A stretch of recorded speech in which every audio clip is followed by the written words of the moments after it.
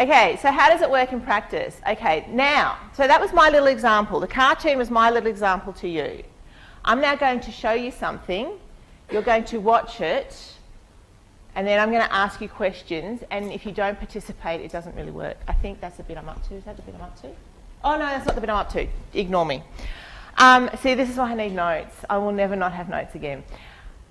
Okay, so what's the actual process? How does it work in practice? Oh, then we're going to do the example. I'm going to show you how to... Oh, shut up, Mel. The process. Okay, the first thing to do is choose the texts. Now, we haven't actually spoken about this per se. It's come up in tutorials a little bit. But one of the most important things with research is choosing your sample group. Okay, so if you choose your sample group incorrectly, you've got problems. If you're doing research on blue chairs and you go out there and get your sample group and it's documents about how to build buildings, well, your sample group doesn't match what your research question is. So it's the same with texts, right? If you choose the wrong text, you're going to have all sorts of problems. So you've got to have the correct sample group.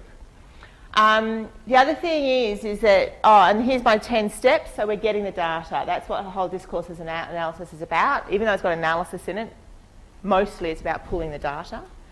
So then the other thing is this coding thing. Oh, sorry, the other thing about texts is that they have to be authentic. Authentic is what I was talking about. A document about how to build a building is not going to be authentic about research into blue chairs. It's not going to be helpful, right?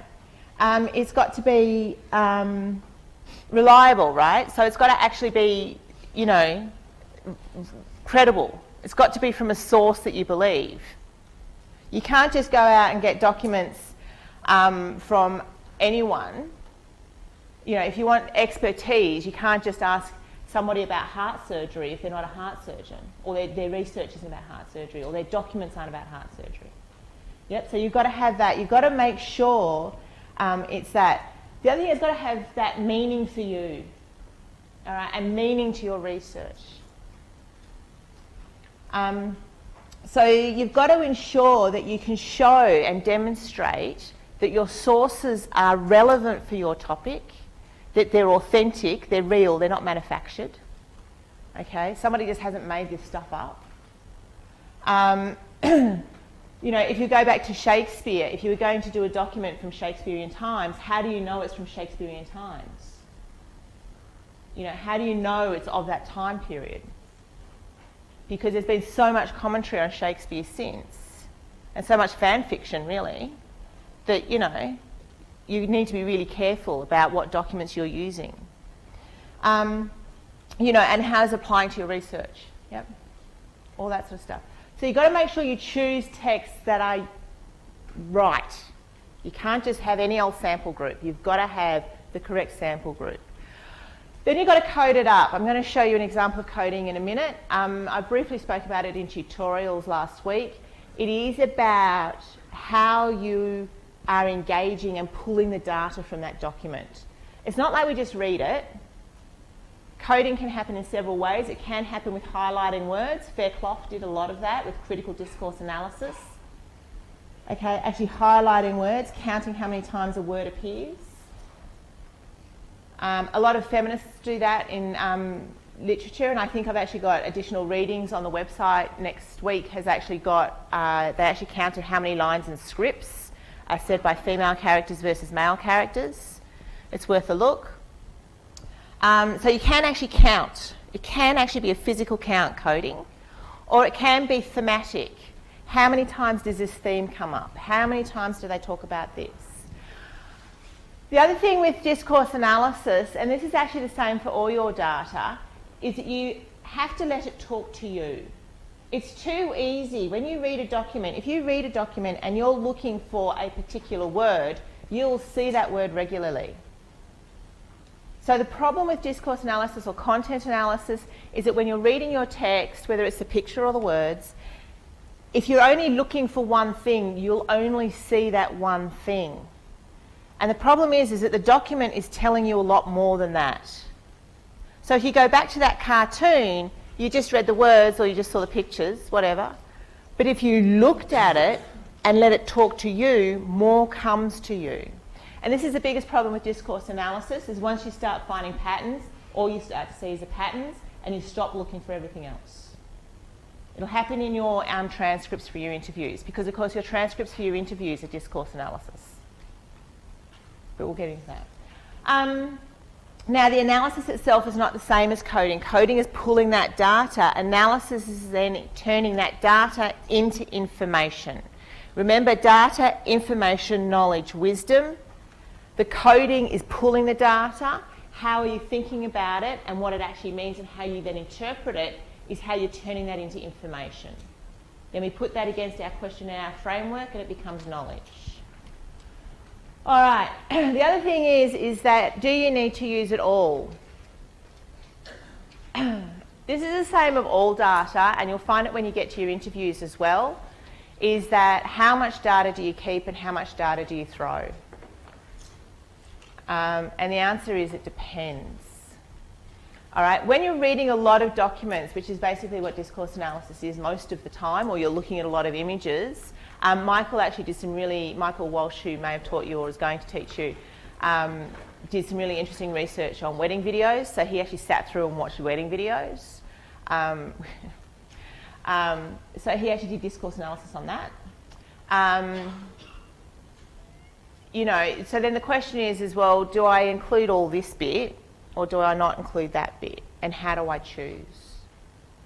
Okay, and that comes to the plan, and we talk about the plan in a couple of weeks. But you will dump data. All right, it's the question about how you choose what data you use and what data you keep. Because what you choose and what you lose is bias. All right, it changes your research. So you need to be careful about that. So this is a process of discourse analysis. It's about the getting the data. It is also about analysing the data, but I am trying to I'm failing completely and staying on track. But anyway, we'll see how we go. I wanted to give you a quick example of coding. We do coding in week 10, I think, with a part of the analysis of your transcripts, but I do want to show you what it looks like, or otherwise I spend the whole semester talking about coding and no one actually knows what I'm talking about. So this is actually my coding for my thesis, where it's up to at the moment. So to get here, I have read Hansard. I have gone back into 1988 Hansard and 2014 Hansard. So I'm literally reading Hansard. How am I working out what data to dump? I am doing a search on the words higher education, together in quotation marks, and when it comes up, I read the bit around it. So if it's a question on notice, I'll read the whole question on notice. If it's a part of a debate, I'll have a read of the debate around it. And then I work out whether or not it applies to my thesis. If it does, I copy and paste the text and put it over here, and then I put it into Excel against a code. I say yes against that code. So across the bottom, you can see my codes. Okay? So these are the different type of codes that come up. Now, these are thematic codes. So when somebody's talked about Hansard and talked about higher education as making an economic contribution, it gets a yes in that column. It's as simple as that. Now, I've got the full text over here, and I'll be using full quotes in my thesis because I'm doing narrative analysis. I'm telling a story. But you do also need to know what the frequency is to start identifying what your story is. Frequency is kind of useful. But again, these are not frequency of words, but frequency of concept, theme. And then I've read submissions. Again, it's a submissions to an inquiry that was held in 1987-88, and there's inquiries that were held in 2014 and 2015. And on those, I've actually read every single submission from beginning to end. Okay? It's lots now. I can't even tell you how many. I mean, we're talking hundreds of documents now. And I still have more to go. It's not that I want to vomit, but I do. But you can see the consistency of responses and the themes. So by mapping it in this way, I can actually start to see what's the story here. So I can start to see that the submissions talk about employment. Submissions explicitly talk about employment, but the Hansard never talks about employment. They always talk about economic contribution. And that's interesting, right? Because the submissions are universities. Submissions are from universities telling me what they think university education should be. They think it's about employment. Our politicians think it's about economic contribution. But universities also think it's about economic contribution. So you can start to see the patterns. So you can start to see how the data is talking to you. We're in analysis now. But this is literally from an Excel spreadsheet that has the names of the submission down here, or the names of the people in the Hansard, the codes across the top, and a yes in the column. That is it. It is not fancy coding. Not fancy at all. But this is the kind of stuff you can start to do. Alright? Okay, so that's coding. So we read the document, we find common words and things, we record and we analyse. So that's what I've done. So recording, I do over here, I actually cut and paste, and then over here into Excel, I start to analyse it. Good. How am I going? Okay. All right. The other thing then you've got to look at is the purpose of the document. So this is coming back to this. So we've done our what are the words, now we're going into what is the purpose. All right. So the reason why I'm using parliamentary material is because it gives me consistency of intent. Okay? If University X is making a submission to a parliamentary inquiry, they have intention of influencing the inquiry. If University Y does a submission, their intent is exactly the same. So in my research, I can claim the intentions are all the same. If I had chosen different ways, if I had looked at different universities' business plans, for example, different universities have got different motivations with their business plans. So you have different intentions in the business plan. And you can see it when you look at business plans, because I did start looking at business plans. Some universities, their business plan is literally marketing material. And for some people, it is literally a business plan. How are we moving this university from point A to point B? So the intentions were different. So what I wanted was consistency of intention. The other thing is that the power dynamics in the documents are, the submissions are from a university to an inquiry.